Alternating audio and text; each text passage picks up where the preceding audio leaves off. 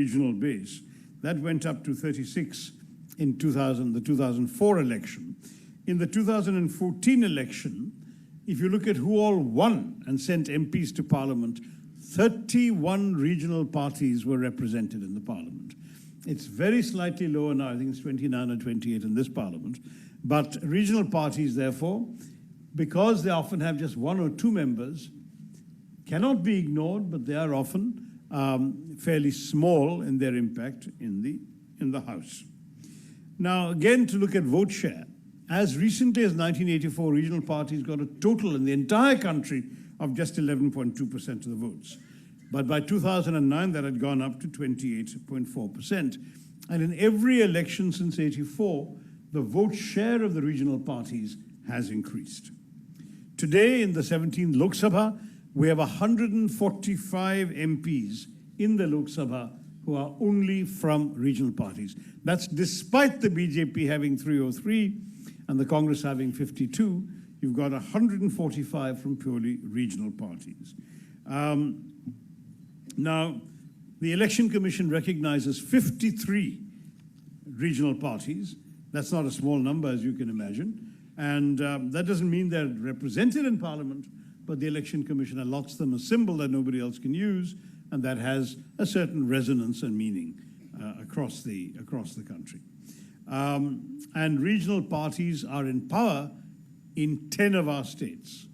So they're often not in power alone, they're in power in coalition, such as Nitish Kumar is in coalition with the BJP in Bihar, but say YSR Congress does not need a coalition in Andhra Pradesh. Or the Telangana Rashtra Samiti, TRS in Hyderabad, they don't need a coalition with anyone. But otherwise, it's quite common to have regional parties as part of a coalition with a larger national party, or in some cases, as more than just a small presence, they can actually be a leading figure in a national party. To give you an example, the last time that the Congress party was in power in Kerala, in the assembly of 140, the coalition had 71 or 72. And in that 72, the Congress had just about over 30, and a purely regional party, the Muslim League, had 21. So you can see that the difference between the size of the national party and that of the regional party in the coalition is not that significant. Now, I'm going to try and conclude this by just giving you a couple of observations. One would argue that one could have argued at one time what a pity it is that the country has all these regional parties, or the national parties should represent the interests of the whole nation, and these people have narrower interests. But the truth is, in many ways, it's facilitated the decentralization of power and, as a result, deepened India's democracy. Because let us not forget that in a country like India, which is as large as it is, physically and in terms of population, 1.3 billion people, that it becomes extremely difficult to make every decision affecting Dharwad or Dibrugarh in Delhi. You should actually have more authority going to the states, and the regional parties, therefore, represent state interests more effectively. And I would argue that it's part in many ways of the democratic evolution of India's polity that we have the growing strength and increasing impact of regional parties.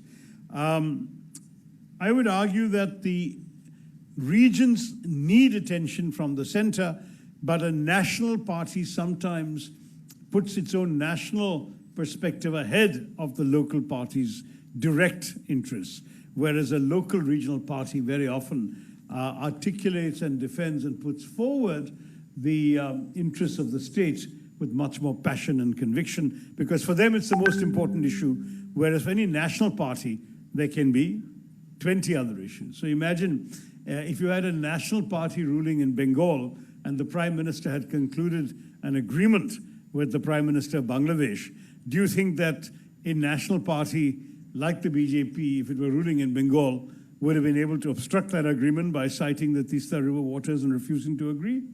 Yet Mamata Banerjee was able to do that. So you see that you have a situation in which a regional party will often look at a local issue differently from a national party in power in a state. One would even argue that regional parties can also draw the attention of the central government to the peripheries of India. That if you have from the different corners of the country, Kashmir, Nagaland, Orissa, Lakshadweep, and so on, parties that can articulate their people's interests in language and in concerns that can get national attention, that's more likely to work than a national party whose narrative will always be subsumed by national interests.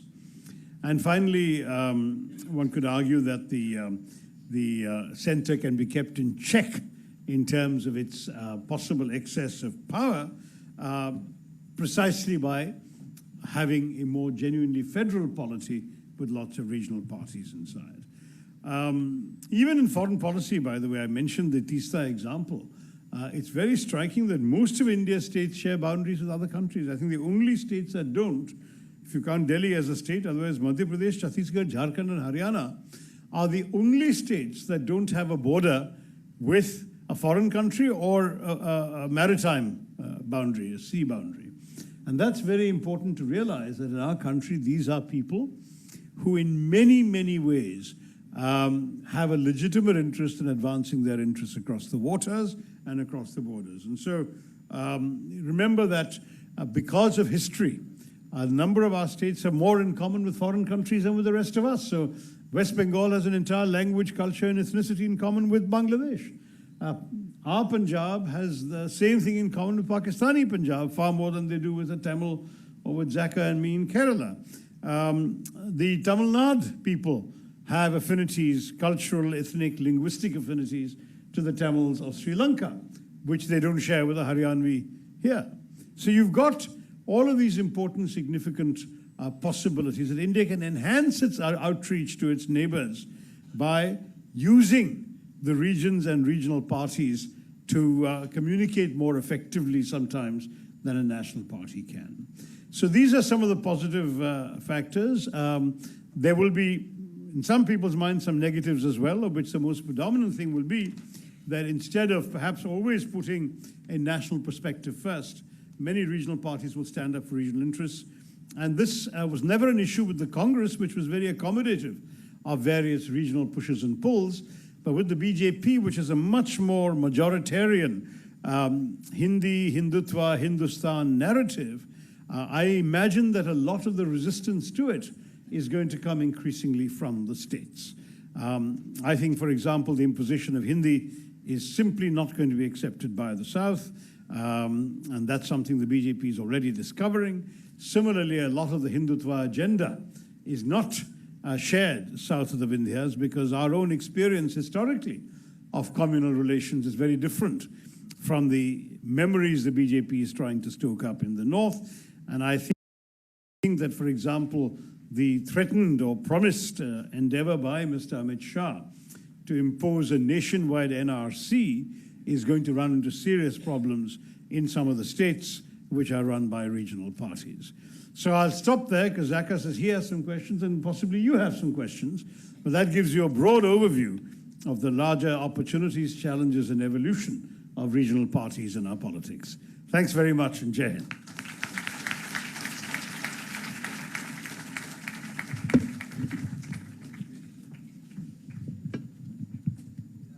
So, Dr. Tharoor, I'll start off with, I know the topic is role of regional parties, and you gave a great overview of the position of regional parties, how they've been through the 60s, 70s, 80s, 90s, and what their position is now. But I'm going to start off with what you ended with, and that is the NRC and the CAB. And the reason I'm asking you this, apart from hoping to get some headlines out of you, is because this is really the topic that everybody wants to talk about. You made a very impassioned speech yesterday in Parliament saying that the Citizenship Amendment Bill is unconstitutional and that this is against the very idea of India as our founding fathers saw it. Why do you believe so, especially in the context of what happened late last night? 311 members of Parliament voted it to make it into law. Well, I think the result was not a surprise because the BJP had the numbers even before we assembled to debate the bill. But the process of the debate was very important because I think one of the functions of an opposition is to articulate an alternative view to articulate an alternative vision, a set of principles and convictions. And in my own case, I had absolutely no doubt, as a passionate student of history and somebody who's written about a lot of this, that for me the foundational principle of the Indian Republic was being attacked by this bill, because the key core idea of the national movement, which split, as you know, in the 1940s, the distinction there revolved not around ideology. It wasn't Marxist versus capitalist. It wasn't geography. It wasn't Northerners versus Southerners. What was it? It was over one simple question: should religion be the determinant of nationhood? Now, there were some people who said it should be, and their idea was the idea of Pakistan, and they created Pakistan. And everybody else, Mahatma Gandhi,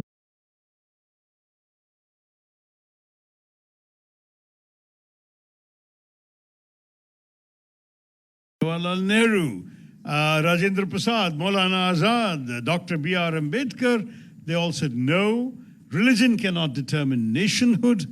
Our struggle has always been for everyone's interests, and therefore we must create a free India for everyone. Fair and the enough. Constitution they wrote reflects that, Zaka. No, to take that point further, and I think in some measure the Home Minister tried to respond to that criticism, and he said, and I quote, that the reason India got divided along religious lines, the reason why Pakistan got created was because of your party, the Congress party. How do you respond to that? I think he really wasn't paying attention in history class. I mean,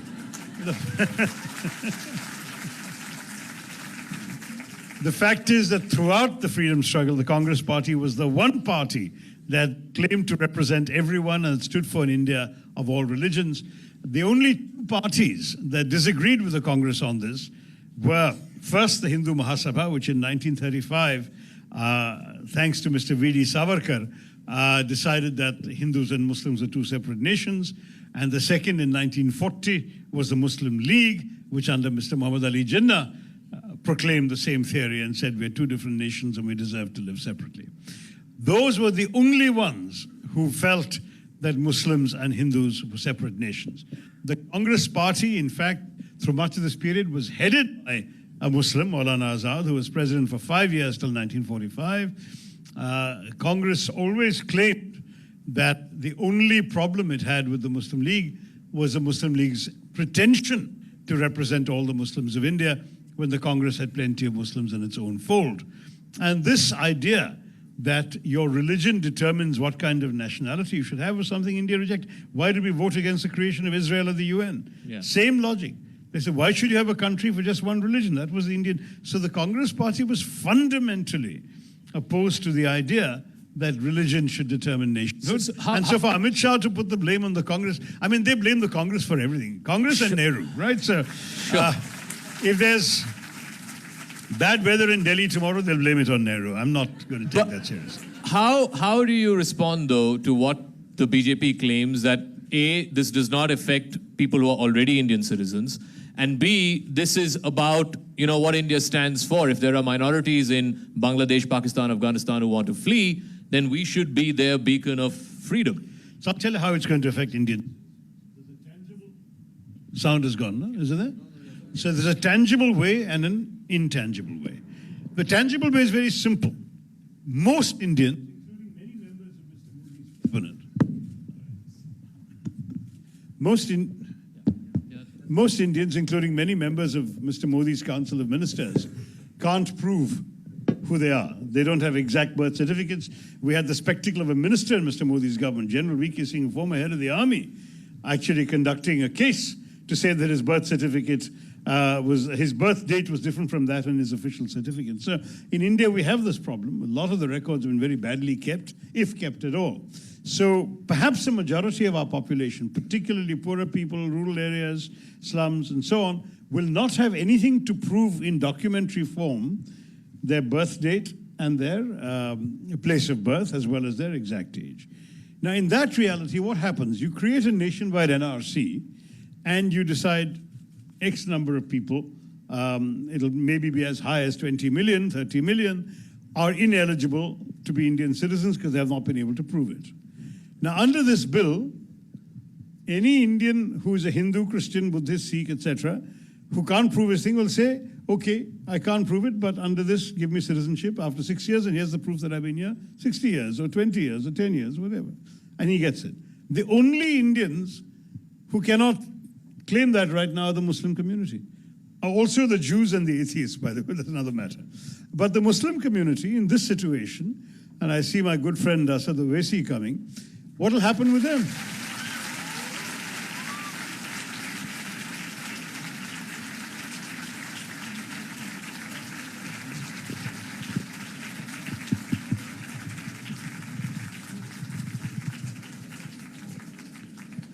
So what will happen with them is that they will be the only ones who will be unable to qualify for an exemption for not being able to prove their birth certificate, whereas everybody else of all these other religions will get it. And this, frankly, seems to have been prompted by what happened with the flawed NRC in Assam. Of the 19 lakh people identified, a good majority were Hindus and a handful of Christians. There were a lot of Gurkhas and others. And the BJP said, no, we can't expel them. We only wanted to expel the Muslims. Therefore, let's go ahead and create a bill that will exempt the whole lot of them. So the first tangible damage it does is that it puts a different burden of proof on a Muslim Indian in an analogous situation to an Indian of any other religion who's also unable to prove his birth and domicile. That's the tangible one. Okay. The intangible one is the atmosphere of discrimination and fear this is going to unleash. That somehow, for the first time in India, one community of people has been told that their citizenship is somehow of a lesser order than that of everyone else. To my mind, this is a fundamental assault on everything my country stands for, that I grew up believing, articulating, writing about, and celebrating. So then today why, we have nothing to celebrate. Why is the BJP doing this? I mean, given the example in Assam, given how the NRC, whatever it set out to do, and eventually out of the 19 lakh, as you said, a majority of them turned out to be non-Muslim, you would imagine that the BJP wouldn't want to repeat something like that across the country, because their argument is simple, that this is a country with finite resources. We are struggling to deal with problems of unemployment, giving jobs to our young people. We can't have Guspetiyan, as the Home Minister called them, coming in and grabbing our resources and our jobs. How do you respond to that? Well, two answers there. First of all, it's clearly an admission of failure on their part to provide the governance, the economic results, the job situation, all of which they promised in 2014. They've been completely unable to do it. And now, as a way of distracting the public from their failure, they're finding a scapegoat in alleged foreign infiltration. That's the first problem. But the second and more significant problem is, what are you going to do with the ones that you actually weed out? I mean, they're still going to be living here, they're still going to be eating your food, drinking your water, and breathing your air, because they've got nowhere else to go. You think Bangladesh is going to take all the people you suddenly decide are not Indians? Bangladesh says they're not ours. Prove it. If they can't prove that they were born in Assam, you can't prove they're born in Dhaka either. So the problem is going to be very clearly that the government of India, right now the majority, the vast majority, if not all of these people, have lives and livelihoods of their own. They have jobs, they have small businesses, tailors, cobblers, whatever. They have little land, they have little homes. They're not a burden on the state. You weed them all out, you make them stateless, you deprive them of their votes, their political power, their homes perhaps. You start building 10-story high concentration camps for them. They become your expense and your responsibility. So in fact, a government that is unable actually to look after the people it's already responsible for, it's creating a new problem it's not going to be able to handle. Okay. And as far as I'm concerned, replicating such a flawed exercise nationwide is a bigger recipe for disaster, because you're actually going to be spreading these same flaws and problems throughout the country. Now, already Mamata Banerjee And as I said in my speech, that many of the states are going to resist. Mamata Banerjee has already said that there's going to be no NRC in Bengal. What about your state? In the Certainly state of we won't agree. Neither the communists nor the Congress. We very happily welcome migrants from everywhere. We don't really the Malayalis keep going everywhere around the world. So that's partly why. People. Partly why, therefore, we shouldn't resist. But it was quite amusing in the last year's school leaving examinations. The child who came first in the state in the Malayalam examination, school leaving examination, was called Muhammad Mohsin, whose father had come from UP to open a tea shop. And Muhammad Mohsin had grown up in Kerala, the son of a UP family, parents both illiterate. And he was, we have a story just in last week's newspapers of a Kashmiri boy, a Kashmiri Muslim orphan child, who was picked up from some place in Poonch district. I've forgotten exactly where. Muslim boy, brought to Kerala at the age of 6, brought up in a what's called a markaz, which is it's a little more than a madrasa. It's Sure. theological education, but it's also other kinds of secular education. This kid today has won some national award in his educational attainment, and his ambition is to become a professor in Kerala. So I'll never leave Kerala. Is to be a professor in Kerala and teach others. Now, this is the kind of culture we have in Kerala. We do not discriminate on the basis of region, religion, language, background, whatever. And as far as I'm concerned, that is how India should have been. India should be more like Kerala instead of the BJP asking Kerala to be more like India. You mentioned Kashmir, and I want to draw a parallel. Again, you know, the opposition's argument when 370 was revoked was there's going to be streams of blood, there's going to be large-scale violence. The same argument was put forth yesterday for why the Citizenship Amendment Bill should not be passed. And yet, 4 months on, or 5 months on, nobody's saying that Kashmir is normal or has become normal again, but surely there hasn't been the kind of violence that you folks said there would be. Listen, I mean, this is at the moment the violence of even the silence of the cemetery. The truth is that people have been suppressed. You have troops on the streets. Unfortunately, the militants have also enforced their own restrictions, thereby between the curfew on the one side and the militant pressures on the other, many shops, according to people I know who've traveled, they're journalist friends of yours, are only open for 3 hours a day. This is not normalcy. Normalcy will be when everybody is able to lead their own life and they choose not to protest. But if you don't give them a choice, how can you draw any conclusions from the fact that they're not protesting? Okay, I'll come back to this role of regional parties because that's the theme. Sorry, we sort of digressed into CAB because that's something that everybody's been talking about. We've seen an experiment in Maharashtra where you have the Shiv Sena, the NCP, and your party come together, ideologically very different. Certainly the Shiv Sena is different from both of you. Is this just an experiment? Is it going to last? Because we've seen what happened in Karnataka just yesterday, right? The 15 rebels, they all won on a BJP ticket. So how long is your government going to last in Maharashtra? Well, I think the intention is that it will last. And I think very clearly you talk to any of the parties and the feeling is that they need to stick together. As Benjamin Franklin famously said, you know, either we hang together or we'll hang separately. So I think it becomes important to stay together. And there's an amazing willingness to overlook some of the differences. I mean, it's no secret that yesterday the Shiv Sena supported the BJP. Because Hindutva is part of their agenda. And the Congress and the NCP don't accept that. But the people, you have the Shiv Sena going with the government on this bill, and yet you're in government with them in Maharashtra. You have the SP and the BSP coming together. Are all of this happening just to keep the BJP out? I think to some degree that's a fair objective because, you know, when you've got a party like the BJP that seems to be such a threat to our nation's values, our democracy, you can see an overriding interest in actually subsuming other differences. Let's face it, you had the socialists and the Bharatiya Jan Sangh coming together in the Janata Party experiment in 1977 just to stop the Congress, which was the behemoth of its time. So today, I think it's very clear that many parties will put aside, at least temporarily, the ideological differences in a bid to stop the So you BJP. believe that that's the way to stop the BJP? Regional parties coming together, maybe Asduddin Owaisi's party and your party. Who knows? Well, who knows?